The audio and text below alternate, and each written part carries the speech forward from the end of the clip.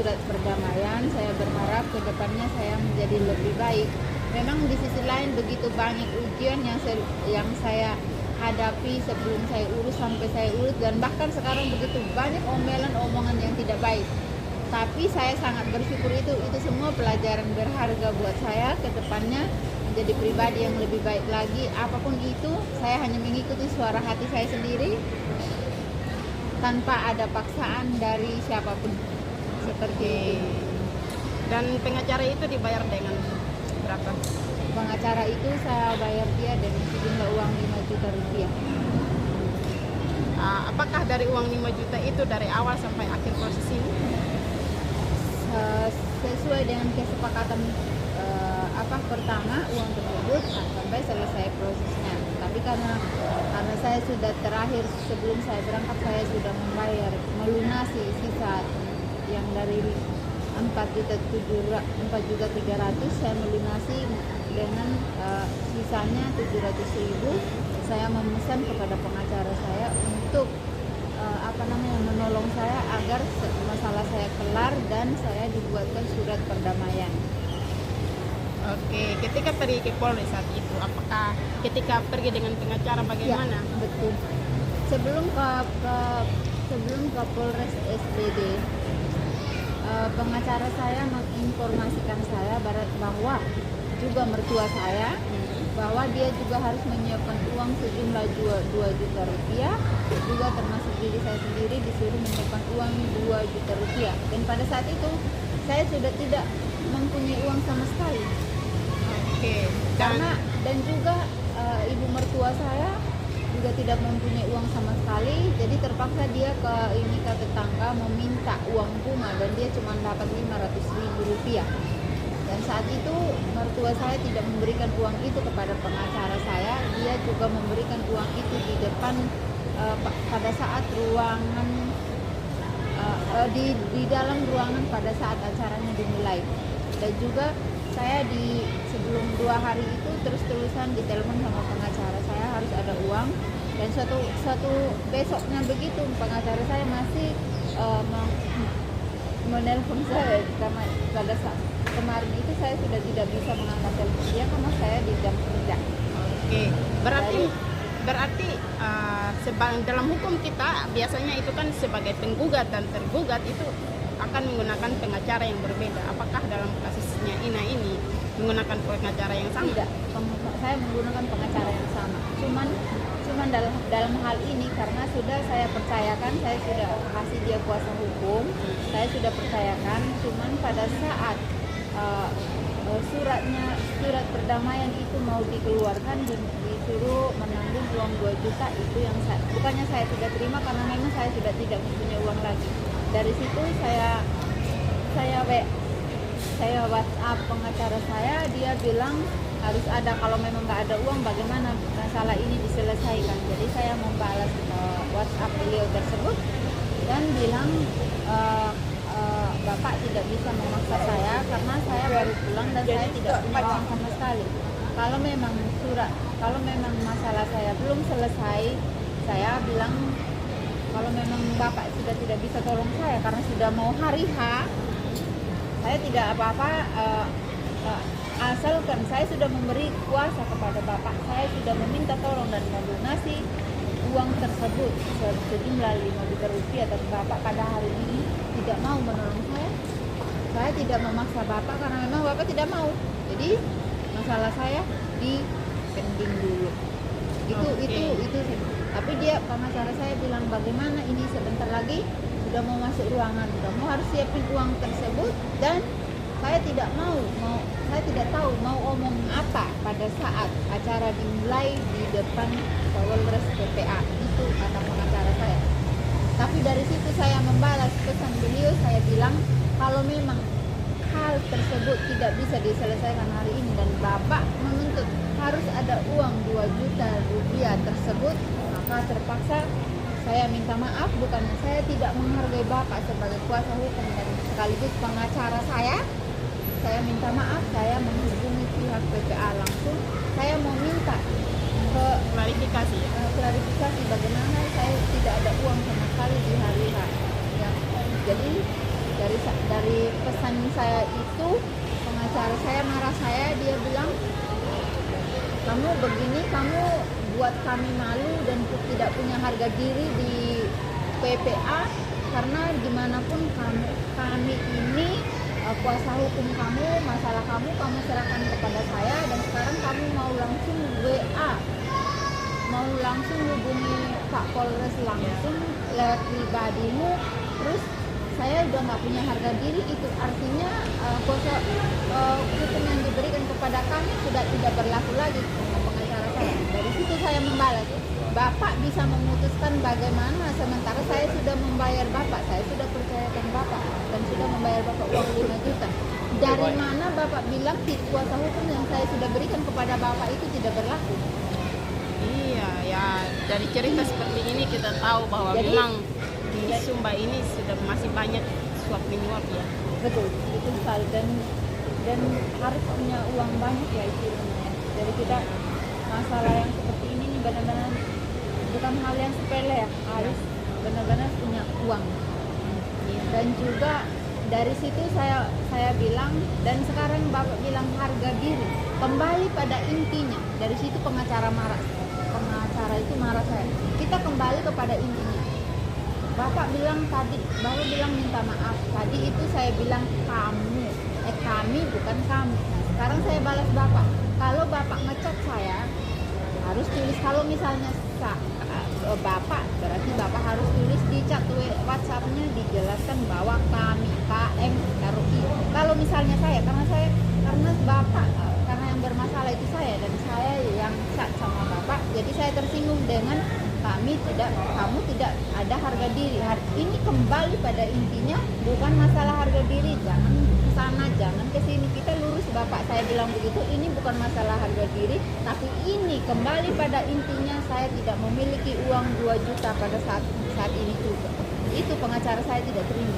Dia malu di depan polisi. Kenapa kamu bisa melawan saya seperti ini? Mungkin karena pengacaranya tidak tahu kalau Ina sedang mengambil ilmu hukum saat ini. Jadi seperti itu cerita saya. Jadi ya ini semua ya sangat bermanfaat buat saya, ilmu yang sangat berharga buat saya dan juga buat masa depan juga ya.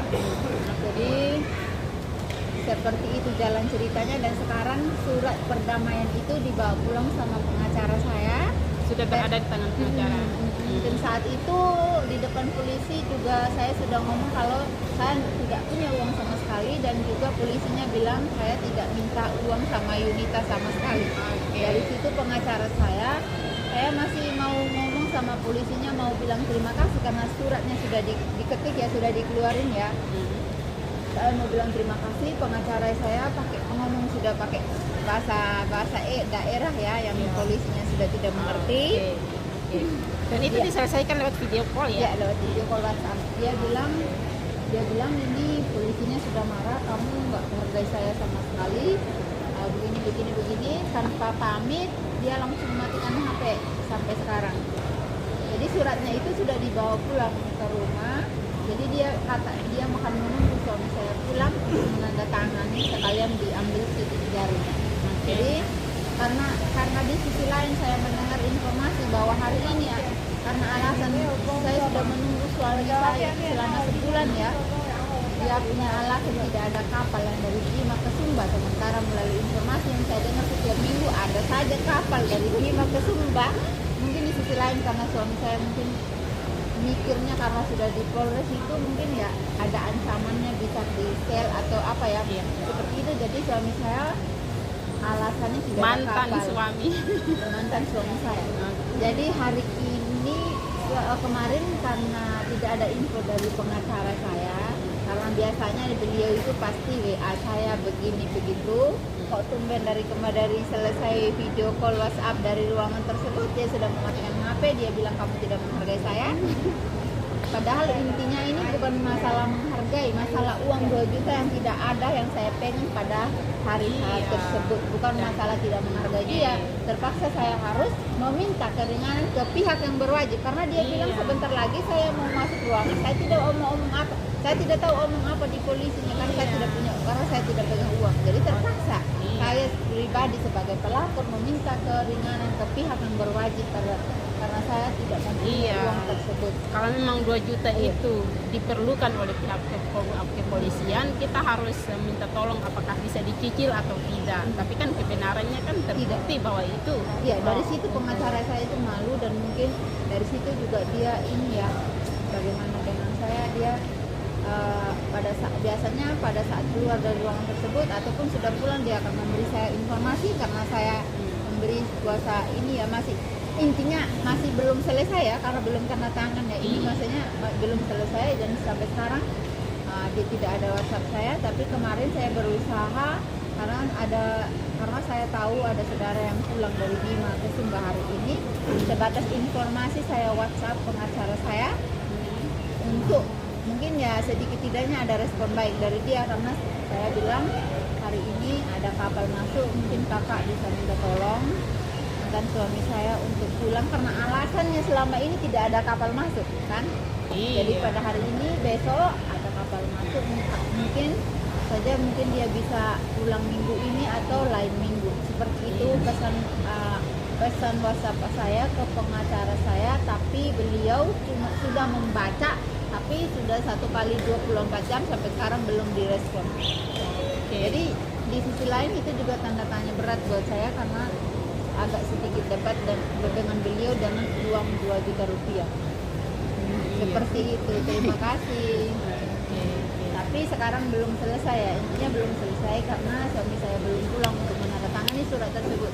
Tapi dengan satu syarat, kalau misalnya suami saya pulang tanda tangani surat tersebut, juga saya tanda tangan surat tersebut, masih dimintakan uang untuk, kalau misalnya uang rokok atau apa 100 mungkin saya mengerti ya. Kalau misalnya masih dimintakan uang misalnya 1 juta 2 juta, maka saya sebagai pelaku atau pelapor, saya akan membiarkan surat tersebut ke pengacaranya supaya dia simpan kapan saja dia mau, dia pakai saja seperti itu. Karena saya sudah dari awal kasih tahu 5 juta ini saja yang saya mampu, sudah selesai. Di sisi lain kita masih ada toleransi ya, masih ada rasa kasihan, apalagi masih ada hubungan keluarga. Tapi ketika uang tersebut sudah saya bayar lunas, tapi masih ada lagi yang saya harus bayar nanti ketika tanda tangan, maka surat tersebut saya tidak akan mengambil kalau harus saya bayar. Nah, saya rasa kita harus cerdik juga dalam menanggapi. Tapi saya tahu dia seperti ini, kayak saya memiliki feeling sedikit ya, saya kayak baca pikiran orang ya. Sekarang kak suratnya ada di saya. Kamu kalau saya tidak kasih suratnya gimana? Kamu mau tanda tangan? Tetap suami kamu tetap belum sah pisah. Kalau misalnya pikirannya licik ya seperti itu. Suami saya mau tuntut saya juga dalam hal apa dulu? Mau tuntut gimana? Buku nikah tidak ada. Saya hanya mau karena saya mengerti. Saya masih punya harga diri. Saya masih punya niat baik. Saya juga cari nama baik. Jadi saya pulang. Sebenarnya biarpun saya tidak urus tidak masalah karena kami belum nikah. Jadi itu secara hukumnya kami belum sah jadi suami istri. Cuman karena secara adat saya menghargai budaya kita, jadi saya mau pulang untuk urus. Jadi kalau kenyataannya seperti ini dan juga pengacaranya misalnya harus berpikir, oh suratnya sudah di saya, kamu mau ngapa-ngapain juga tidak bisa, harus saya dulu begini dulu. Kalau di sisi lainnya yang kita tidak tahu di belakang atau bagaimana ke depannya nanti, surat itu saya akan membiarkan kepada dia. Yang terpenting apa? Saya sudah mempunyai data di Polres dan data tersebut selamanya akan selalu kan cuma masalah tanda tangan. Bagi saya prosesnya itu sudah selesai walaupun belum ditandatangani. Iya, betul. Tapi sekarang kalau misalnya ya ini misalnya saja pengacaranya itu begitu itu terserah dia. Buat saya tidak ini. Yang ini suratnya sudah ada dan datanya sudah tercatat di Polres SPJ. Itu sudah cukup buat saya. Karena ini bukan masalah apa ya, pembunuhan atau apa, ini cuma kita pengaduan hingga surat cerai supaya minta perlindungan juga karena kebanyakan orang kita saya minta perlindungan ini karena setiap kali itu omongnya itu ada ancaman. Jadi kita sebagai perempuan tidak bisa harus diam diri, apalagi itu sebagai perempuan kita harus minta. Sebenarnya saya bisa aja lapor ke desa karena dari desa lapor ke dari desa kan ke kecamatan, dari kecamatan kan sampai di situ, Iya, saya kembali rasa lagi ke desa. Karena kalau dari kecamatan yang pastinya disuruh kembali lagi ke desa berdamai secara keluarga kayak saudara seperti itu lagi. Jadi kan tidak sampai di kecamatan tidak bisa sampai ke Iya. pengadilan karena kami belum ada surat nikah. Jadi saya mengambil satu keputusan kemana saya harus mencari perlindungan. Jadi saya langsungnya ke PPA. Jadi ini langsung ke PPPA ini kan itu dari pengacara atau bagaimana? Dari pengacara saya, karena saya pengacara. memakai pengacara. Tapi kalau misalnya surat itu masih begini begitu ke depannya ya, terpaksa saya akan langsung mengadu sendiri ke pihak PPA tanpa pengacara. Karena di sisi lain saya sudah kasih kepercayaan kalau memang masih ada, nggak ada lurus-lurusnya, masih ada begini, masih ada begitu, ya sudah. Saya selaku ini anggap saja yang sudah berlalu kemarin saya memakai pengacara itu juga pelajaran berharga buat saya, dan saya mendapat ilmu yang baru bagaimana saya bisa menyelesaikan masalah seperti ini dan seperti ini, seperti itu. Terima kasih. Oke, terima kasih karena sudah berbagi. Dengan begini kita punya pengetahuan yang luas bahwa kalau kita melaporkan ke PPA tanpa pengacara juga bisa. Yang penting ada keberanian dan semua betul, bukti itu betul saja. Oke, terima kasih ya. Jangan kau upload di ini, maksudnya ini komentar.